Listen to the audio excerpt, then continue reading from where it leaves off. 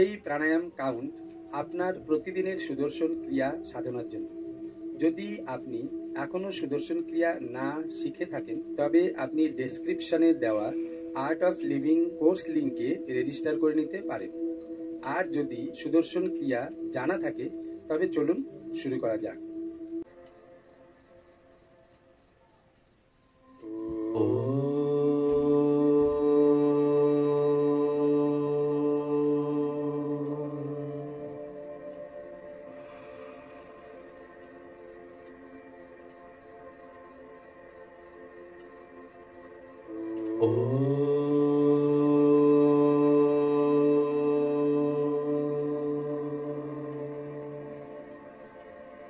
আমরা এখন নিজে নিজে সুদর্শন ক্রিয়া করব।